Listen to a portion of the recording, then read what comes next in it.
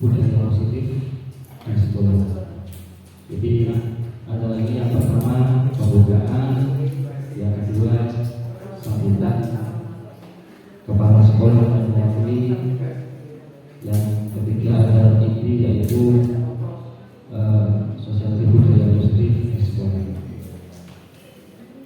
Langsung saja supaya acara ini dapat berjalan dengan lancar, mari kita awali dengan baca pembukaan. Alhamdulillah assalatu Indonesia Rasulullah.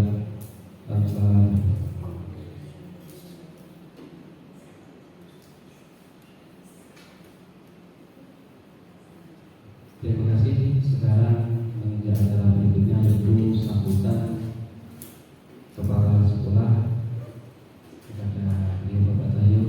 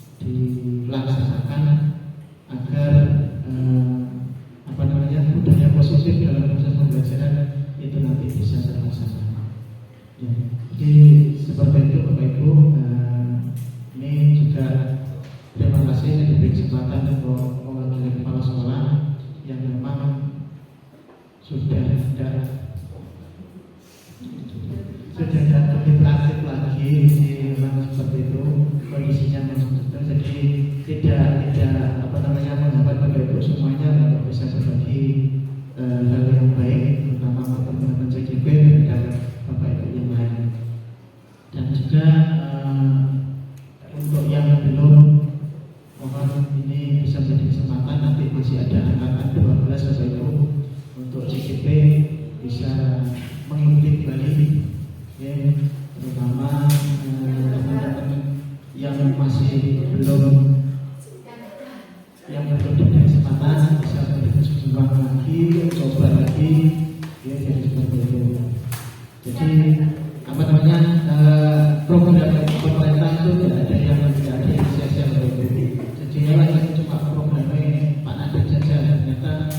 Contohnya dulu saya ikut program PPG kolaboratif itu tahun 2012. Ya nyatanya dipakai, tapi 5 tahun kemudian. Ya, jadi kita tidak tahu apa yang akan ada kebijakan-kebijakan yang baru. Mungkin juga teman-teman P3K salah satu syaratnya dipermanenkan jadi PNS, salah satunya punya guru besar juga kita tidak tahu itu seperti itu. Semoga saja. Ya, jadi itu yang bisa saya sampaikan.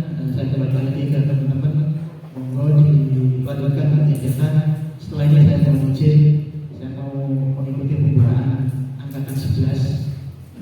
Ya, pembukaan angkatan 11 dan pembukaan hasil juga, sama sekalian kita namanya untuk anak-anak yang ujian susulan. Ya. Terima kasih sekali lagi Bapak Ibu. Saya akhiri. Assalamualaikum warahmatullahi wabarakatuh.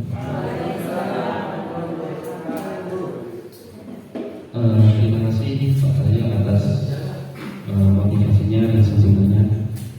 Dan sekarang menginjak acara berikutnya, yaitu acara aksi nyata diseminasi budaya positif di sekolah yang akan disampaikan oleh Pak Umar.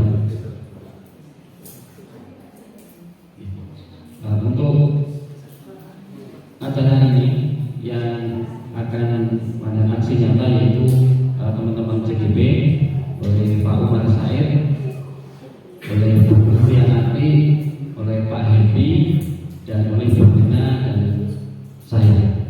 Sekarang untuk yang pertama, untuk aksi nyata diseminasi budaya positif yang akan diawali oleh Pak Umar Said. Assalamualaikum warahmatullahi wabarakatuh. Ya, puji dermawan ya.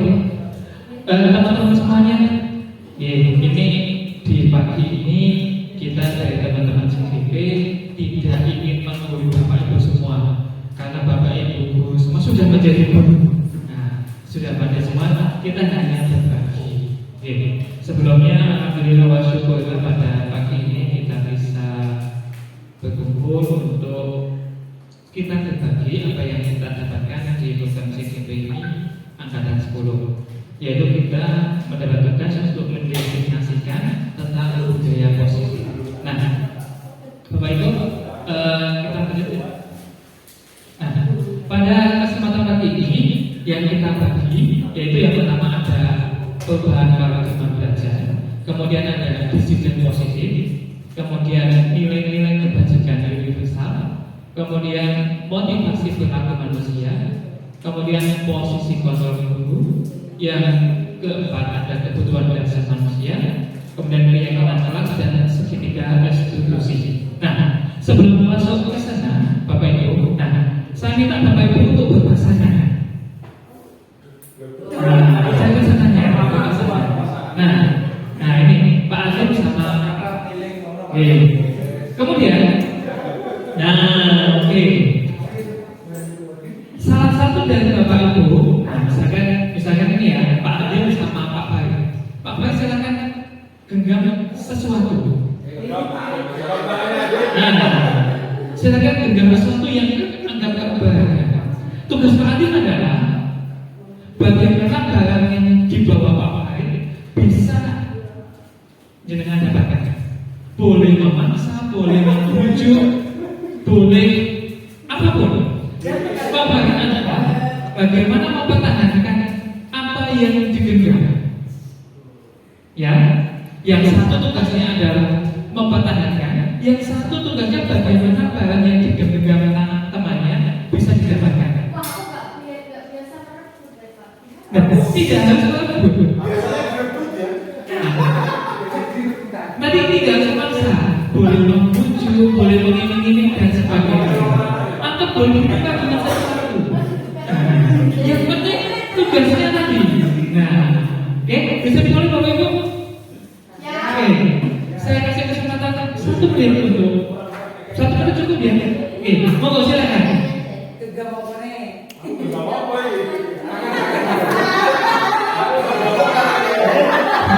Yang Bapak Ibu agak pegang.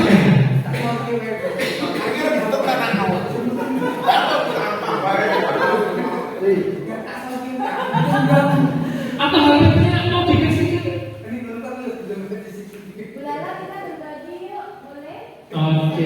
Nah, next Pak. Nah, kira-kira dari tadi, misalkan tadi ya, saya genggam. Sebenarnya saya mau melepaskan atau tidak, yang saya genggam itu bergantung siapa? Saya. Berarti yang punya kontrol terhadap jiwa ini siapa? Saya kan? Nah, ini adalah landasan dasar daripada self kontrol. Jadi tidak ada yang punya kontrol lebih terhadap seseorang selain kita sendiri.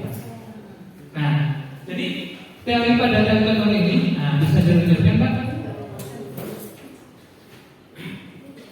Jadi selama ini pada teori kontrol banyak terjadi miskonsepsi. Nah, miskonsepsi sebuah konsep yang salah. Yang pertama adalah ilusi guru mengkontrol murid. Jadi yang selama ini kita yakini adalah guru itu adalah yang mengontrol murid. Murid mau mengerjakan tugas, murid tidak mengerjakan tugas, mengerjakan apa, belajar apa, kontrolnya dari guru. Tapi ternyata kalau di sini dikatakan itu hanya ilusi. Ilusi itu seolah-olah iya, tapi sebenarnya tidak. Tapi kenyataannya gini misalkan, benar. Kalau anaknya ternyata ada yang nggak mengerjakan kan? Ada. Bisa maksa? Enggak. Artinya apa? Yang ternyata yang betul-betul punya kontrol terhadap murid, yang murid itu sendiri. Itu ilusi yang pertama. Nah, ilusi yang kedua adalah semua penguatan positif, efektif dan bermanfaat. Semua penguatan positif, efektif dan bermanfaat. Jadi misalkan contohnya pujian, penghargaan. Misalkan yang dikasih tugas, yang selesai duluan, kita kasih uang 100.000. Nah, adalah penguatan positif, efektif dan efektif tidak? Efektif. Efektif Bu? Saya kasih tugas yang paling cepat mengerjakan dapat 100.000. Efektif? Efektif di saat itu. Ternyata kalau 100.000 yang saya hindarkan, kira-kira terjadi? Enggak, karena itu tadi hanya ilusi. Sebenarnya anak-anak ya tidak betul-betul karena ingin mengesahkan, memang hanya karena 100.000-nya. Itu ilusi yang kedua. Ya, ilusi yang ketiga adalah bahwa kritik dan membuat rasa takut atau rasa bersalah mampu menguatkan karakter. Jadi biasanya kita anak itu kita minta untuk berpikir, oh ternyata kamu tidak mengerjakan itu salah, kamu telah bersalah dan sebagainya. Itu ternyata ya hanya takut saja. Sebenarnya ada yang ternyata dia menduga, oh ternyata bapak ini seperti ini, ibu ini seperti ini. Jadi sebenarnya kadang-kala tidak semuanya kritik dan penguatan hidup kita atau membuat rasa bersalah itu betul-betul anak itu sadar. Kadang tidak. Yang keempat adalah ilusi bahwa orang dewasa tidak memaksa. Nah, jadi selama ini apalagi di kita ada orang tua yang atas itu wajib dihormati. Sehingga karena dihormati itu kita tidak memaksa apapun terhadap yang di bawah kita. Orang tua memaksa anaknya, guru memaksa muridnya, apa-apa yang ada anak itu tanggung jawab orang tuanya. Berarti apapun yang anak itu pilihannya adalah dari orang tua. Selama ini seperti itu. Berarti kita tidak memberikan sebuah kebebasan kepada anak, berhak memaksa. Padahal itu tidak. Nah, ini perbedaan Bapak Ibu. Siapa sesungguhnya yang memiliki kontrol terhadap diri kita? Yang pertama pada teori stimulus respon. Nah, jadi dulu itu banyak kita mengenal pada stimulus respon. Ada sebuah kejadian, terus ada akibat, sebab akibat. Stimulus respon dan teori pilihan. Yang pertama, kita mencoba mengubah orang agar berpandangan sama dengan kita. Tadi kontrolnya seperti itu. Kemudian pada teori pilihan, kita berusaha memahami pandangan orang lain terhadap dunia. Jadi yang pertama tadi adalah bagaimana kita berpandangan sama, tapi Tapi yang kedua, bagaimana kita memahami pandangan orang lain terhadap dunianya. Jadi pilihan. Yang kedua, perilaku buruk dilihat sebagai suatu kesalahan.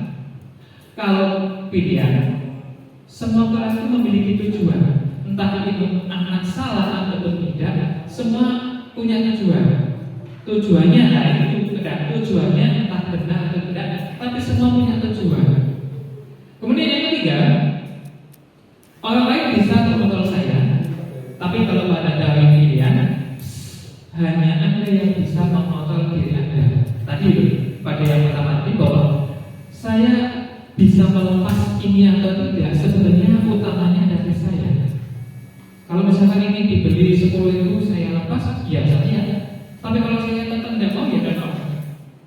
Berarti yang punya hak ini ya saya gitu. Itu yang pertama. Yang ketiga, saya bisa mengontrol orang lain, Anda tidak bisa mengontrol orang lain. Jadi ini sama seperti yang atas. Jadi intinya setiap orang kontrolnya masing-masing. Kita mengontrol diri kita, murid juga mengontrol mereka. Kemudian yang kelima, pemaksaan ada saat bujukan gagal. Jadi biasanya kita maksa itu, kalau biasanya kita persuasif, ternyata nggak berhasil. Sudah kita terus emosi aja, maksa. Kan biasanya gitu ya. Nah itu pada dari stimulus respon. Kemudian kalau pada pilihan, kolaborasi dan konsensus menciptakan pilihan-pilihan jalan. Jadi kita berkolaborasi dan konsensus bersama-sama, terus menciptakan pilihan-pilihan baru. Ketika tidak sama, bagaimana ada pilihan baru. Kemudian yang terakhir, pada stimulus respon, model berpikir kan menang dan kalah.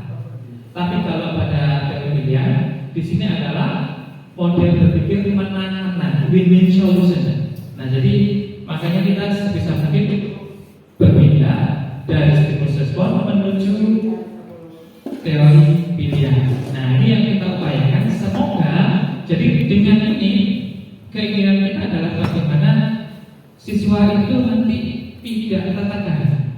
Oke, bisa dilanjut. Nah, sekarang kita masuk pada disiplin. Apa sih sebenarnya disiplin? Bapak Ibu, Pak Ari apa disiplin? Teratur. Kalau batin taat. Kalau Pak Sebul taat juga. Oke. Kalau di sini dikatakan bahwa disiplin artinya adalah belajar, disiplin.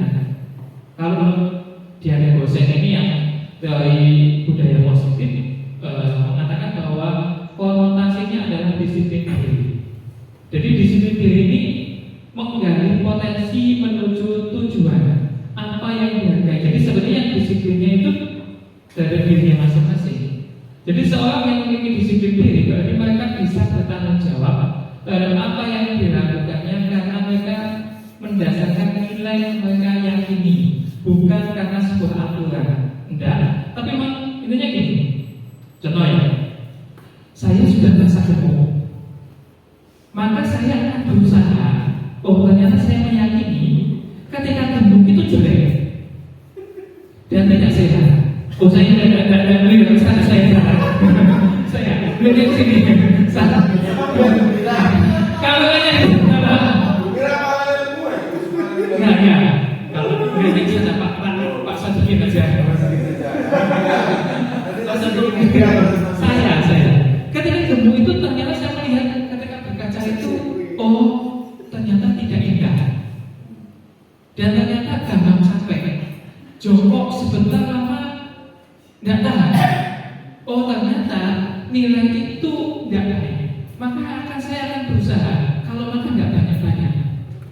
Berarti saya disiplin terhadap diri saya sendiri. Nah ini makna disiplin diri. Bisa lanjut Pak? Ini kita masuk jalan gitu. Atau contoh lain ini, saya meyakini bahwa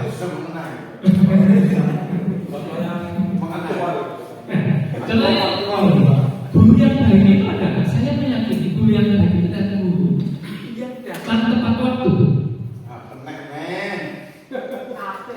Ini, maka saya berusaha saya berusaha untuk tidak datang terlalu lama dari berkebun. Jangan sampai terlalu lama. Ayo itu, kalau maksudnya di depan kelas kayaknya kan anak-anak, Pak, kok cepet banget? Ya makanya tidak terlalu lama. Setelah berkebun, ternyata anak-anak juga nggak menghindari. Pak, kok cepet banget maksudnya? Oh iya sih. Nah, nah ini mana disiplin positif Bapak Ibu semuanya? Disiplin positif adalah suatu pendekatan untuk melakukan disiplin dari dalam diri anak tanpa hukuman dan hadiah. Ini clue-nya adalah bagaimana disiplin itu dari diri anak tanpa hukuman dan hadiah. Susah atau gampang Bapak Ibu? Gampang apa susah kira-kira? Anak bisa disiplin dari dalam dirinya tanpa ada. Sebentar Pak, ini disiplin diartikan apa? Belajar. Belajar. Ini berarti dalam konteks belajar. Belajar.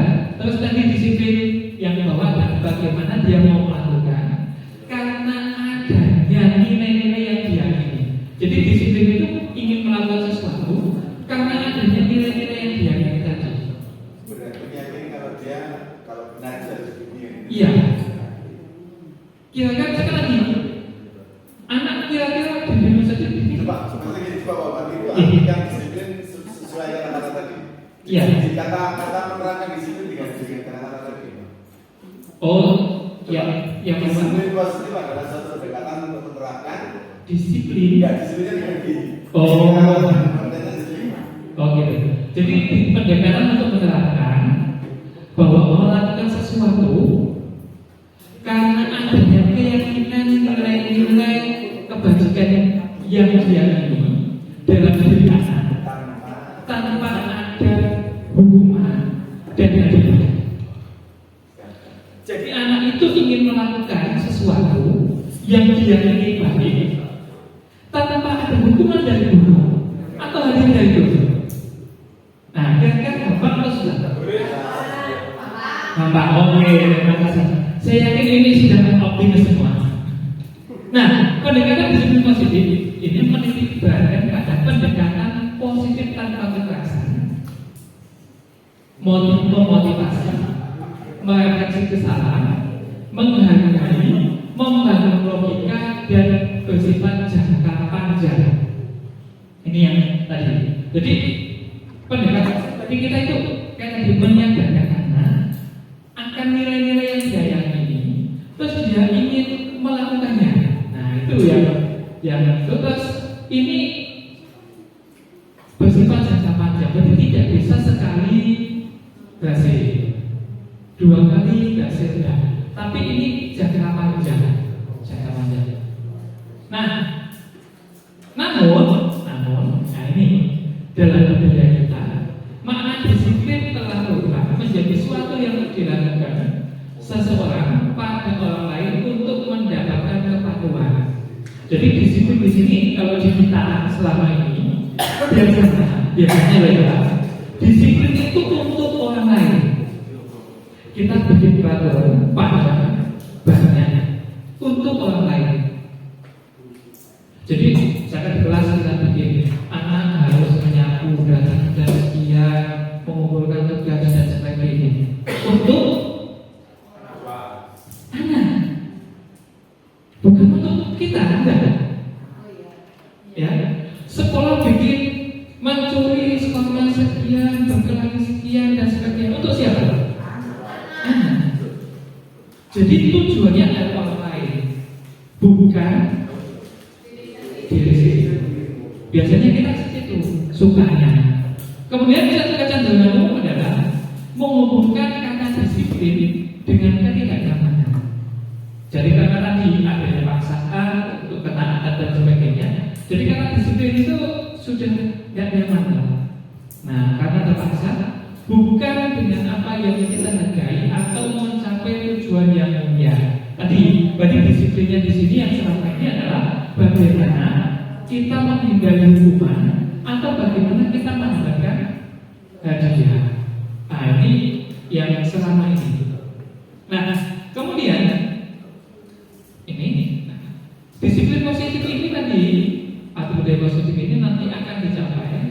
dengan banyak hal.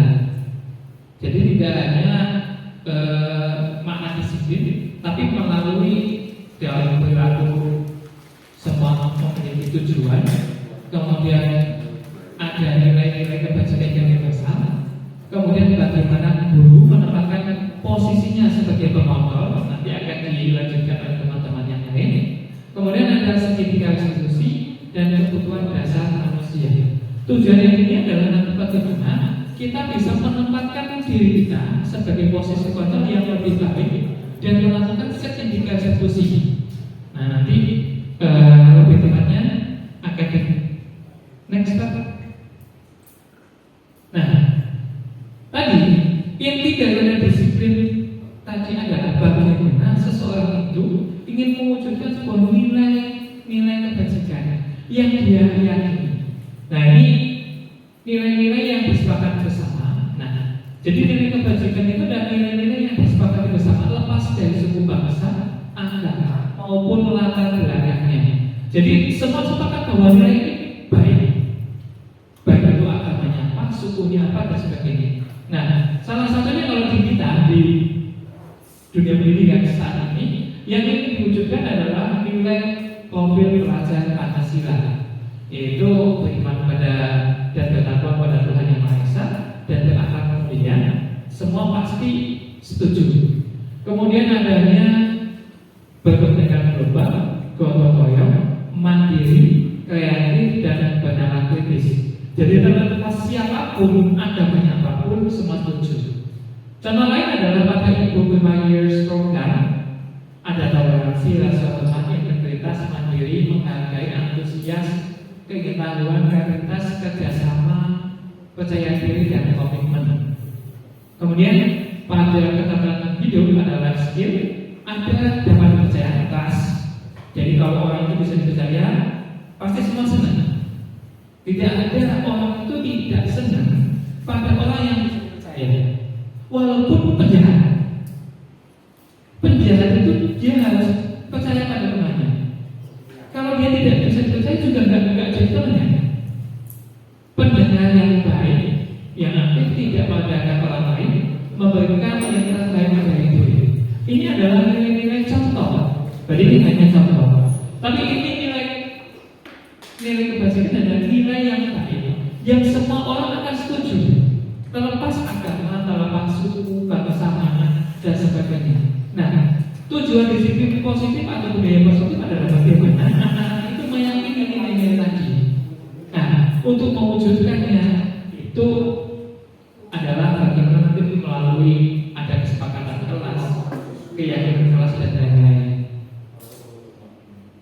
Oke, mungkin itu tentang disiplin positif dan nilai universal. Untuk yang selanjutnya akan dilanjutkan.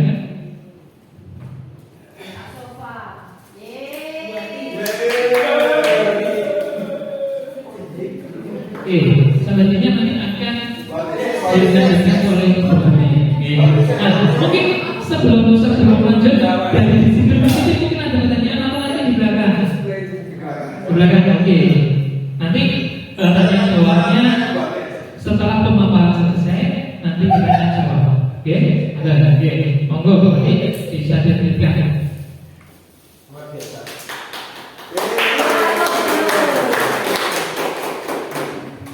Ini saya akan menampilkan implementasi budaya positif untuk menumbuhkan keyakinan kelas.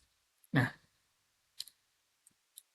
latar belakangnya adalah, jadi menurut KHD, pendidikan itu bersifat menuntun kodrat anak sesuai dengan kodrat alam dan kodrat zaman untuk mencapai keselamatan dan kebahagiaan yang setinggi-tingginya. Nah, jadi sebagai manusia maupun anggota masyarakat, KHD menyebutkan bahwa pendidikan harus mengarah pada pembentukan karakter. Untuk mewujudkan pendidikan karakter tersebut penting untuk menerapkan budaya positif. Nah, salah satunya yaitu dengan membuat keyakinan kelas.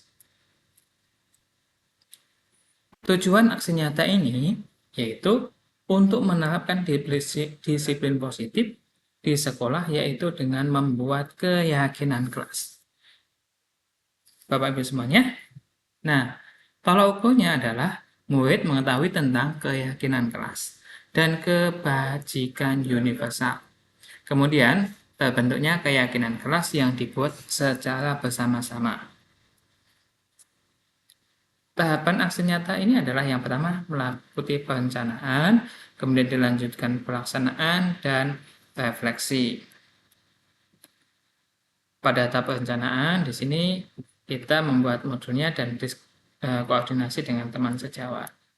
Kemudian, di pelaksanaan ini yang pertama adalah kita menjelaskan tentang budaya positif dan keyakinan kelas itu apa, sehingga anak-anak memahami apa itu keyakinan kelas. Selanjutnya, kita meminta siswa untuk menuliskan keinginan mereka tentang kondisi belajar yang ideal itu bagaimana, yang optimal bagaimana. Selanjutnya, ini anak menuliskan tadi setelah dituliskan di stick note, kemudian menempelkan keyakinan mereka, keinginan mereka di papan tulis. Nah, selanjutnya, ini pelaksanaan. Jadi setelah anak-anak itu menempelkan keyakinan mereka kita kelompokkan. Yang sama kita kelompokkan di sebelah sini, yang pertama, yang kedua, dan ketiga. Dari ketiga kelompok ini ternyata kita mendapatkan sebuah keyakinan bersama, keyakinan kelas. Apa saja? Yaitu yang pertama, guru dan murid saling menghormati dan menghargai. Jadi di sini guru maupun murid sama-sama menghargai orang maupun barangnya. Sehingga di sini tidak ada pembulian, tidak ada saling mengejek dan lain-lain. Kemudian yang kedua, semua warga kelas menjaga kebersihan bersama-sama.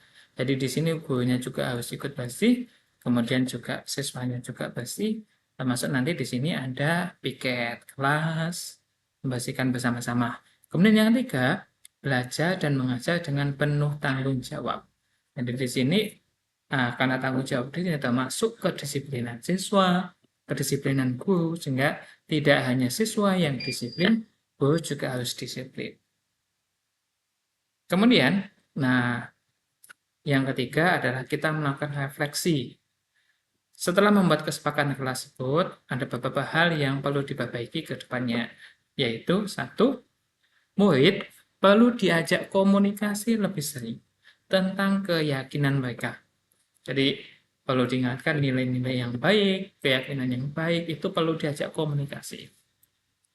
Yang kedua, keyakinan kelas yang dibuat perlu ditinjau secara berkala. Jadi, apa yang kita yakini sekarang oleh anak-anak itu kadang-kala nanti akan ada dinamis. Jadi ada perubahan. Nanti bertambah atau nanti mungkin ada pengwujudan yang lain. Kemudian, keyakinan kelas merupakan upaya mendorong siswa memperbaiki karakternya. Jadi dengan menumbuhkan keyakinan diri, keyakinan kelas, kesadaran diri sehingga karakter anak dapat terbangun dengan baik. Kemudian yang keempat, perlu koordinasi dengan guru lain untuk selalu mengingatkan murid akan keyakinan kelas. Jadi kita tidak bisa melakukan keyakinan kelas ini sendirian. Jadi di semua guru harus sebisa mungkin mengingatkan keyakinan anak-anak sehingga anak selalu ingat apa yang mereka yakini. Demikian penerapan budaya positif terutama pada keyakinan kelas. Sekian, terima kasih.